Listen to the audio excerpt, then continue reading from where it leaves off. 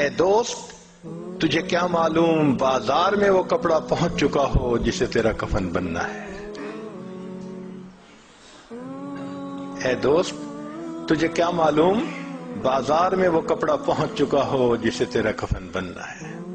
انسان شادی بیاہ میں مشغول ہوتا ہے اور اس کو نہیں پتا ہوتا کہ قبر تم میں کفن کا کپڑا پہنچ چکا ہوتا ہے. اللہ اکبر کبیرہ. ایک آدمی کو دشمن نے قتل کیا اور نہر کے اندر ڈال دیا. کئی دن اس کی لاش نہر کے اندر ہی رہی تو پھول گئی. ایسی پھول گئی کہ جب اس کو نکالا گیا تو پتہ نہیں چلتا تھا کہ یہ کون ہے کون نہیں. پہچاننا مشکل تھا. یہ بھی پتہ نہیں تھا کہ کس شہر کا ہے. چنانچہ پولیس نے کاغذی کارروائی کر کے جو قریب بستی تھی اس کے عالم کو کہا کہ بھائی آخر مسلمان ہیں، آپ اس کو نہلا دیں، کفنا دیں اور دفن کر دیں. ہمیں تو اس کے وارث کا کوئی پتہ نہیں. لو جی، امام صاحب نے بستی والوں کو کہا کہ لوگوں نہلا تو میں دوں گا، میرے پاس کفن کے پیسے تو نہیں ہیں، تو کفن کے پیسے دو. دیہاتی علاقوں میں لوگوں کے پاس کھانے پینے کے لیے چیزیں تو ہوتی ہیں، سپینڈنگ کیپیسٹی نہیں ہوتی، کیش نہیں ہوتا. انہوں نے کہا مولانا اعلان کر دو مسجد میں. بستی میں اعلان ہوا، لوگوں لاوارث نعش ہے، کفن خریدنا ہے، اس کا چندہ کرو. کوئی 5 روپے لایا، کوئی 10 روپے لایا.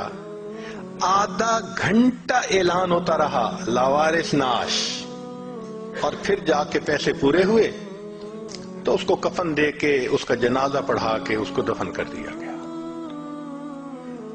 پولیس اس کی تفتیش میں تو لگی ہوئی تھی. 3 مہینے کے بعد کیس کی حقیقت کھلی تو پتہ چلا کہ وہ ایک علاقے میں ایک پورے گاؤں کا نمبردار تھا اور اس کی 4 مربع زمین تھی جس میں فروٹ کا گارڈن بنا ہوا تھا.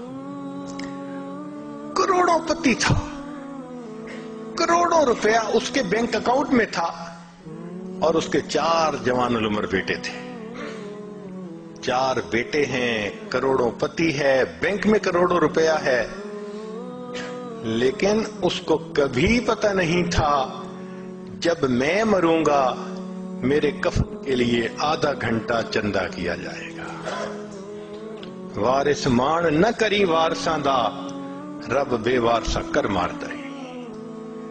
فرماتے ہیں کہ اے وارث تو اپنے وارثوں کا مان نہ کرنا، اللہ تعالیٰ کبھی کبھی بندے کو لاوارث کر کے مار دیا کرتے ہیں. کیا پتا کس حال میں موت آئے. اس لیے نبی اسلام نے فرمایا کن فی الدنیا کأنک غریب او عابر السبیل.